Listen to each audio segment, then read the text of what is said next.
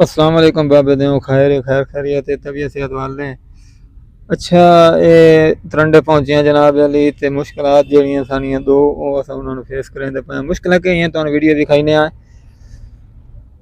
मौसम तो सवेर ते पे जनाब अली इत्थे तरंडे आए खलोते हैं ते मैं हुण ताज़ा ताज़ा ना के आए खलोता सर्दी बड़ी आई लेकिन नावना पौंदा जो कराची दा जेड़ा ना बंदा इन्नी वधाई नाता कोई ना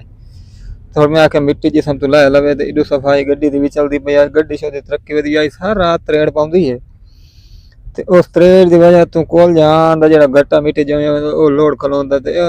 गारा माच खलोंदा इस वास्ते कैलेंडर मैं आखे तू कोई जरा एदा मुंह सो सीधा कर ते एडो ड्राइवर वगे आंदा जनाब मेरे को 500 रुपया मुन के गया जब मैं खात कराई तो 500 खा गया कार खुदा दे बंदे पैसे पूरे करे ते किवें करे समझ तो कम बाहर हो गया ये दार दिन पता नहीं उस्ताद साथ तो पता नहीं के बना लुकाए वदा ते के कोई कमांदा भी है के कर सकने जनाब बेले तू निकले ते खाने वाला आया मौसम में दोन बरकरार आई पी अच्छा गल है भाई फेस जेड़ियां मुश्किलात हैं सानू ओ कियां करनियां पौंदियां पईयां असल वजह के है पई असल वजह ये पई ते एक तो सर्दी बहु वध गई है दर्जा हरारत -4 डिग्री सेल्सियस अपना लाहौर के अंदर 4 डिग्री ते अपने कल 3 4 और पंजाब के अंदर ही 5 6 डिग्री ते दर्जा हरारत चलता पिया जिस वजह तो गड्डियां हीट नहीं चाहिए हीट ना चावन की वजह तो गड्डियां डीजल वधा गई इस गल नूं जनाब मालिक नहीं मनते धुंध वेख लो तुसां ये सारी रात इन्नी पाउंदी है सारा दिन इन्नी धुंध होंदी है ना सूरज निकलता है ना कोई गड्डी सीधी पती होंदी है ना कोई डीजल छुड़ाती है दूसरी वजह ये पई कि दियां बंदा गड्डी चलावे तो मोटरवे वाले खाने तो रात को बंदा गड्डी चलावे तो जनाब वेले सानू धुंध नहीं चलन देंदी जेड़ा चक्कर साडा लगदा है 4 दियां दा 5 दियां दा ओ चक्कर 8 दियां दा ते 9 दियां ते वन खलोता है ये धुंध दी सूरत हाल है पई जनाब वेली ये पत्तो की दे अंदर ये सूरत हाल है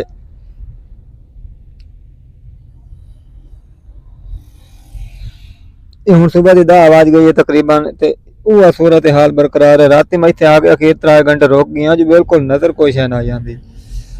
चल रात कोई नहीं होंगे मोटरवे वाले बंदा चलो नास नूस के बाज बूझ के और अपना गड्डिया पड़ा लेंदा मैं लाहौरों लैके निकलिया जनाब वेले को 17,000 रुपया मेरी जेब च आई अपना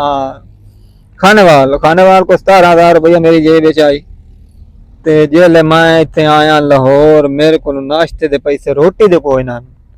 मकसद ये है भाई नाश्ते के पैसे हैं तो रोटी के पैसे कौन है जिन्हें 3,000 टोटल टूल प्ला देन बाकी सारे चलान हो गए ये लाहौर बाहर गए जनाब इतने सगियां तो गड्डी खाली करनी है ते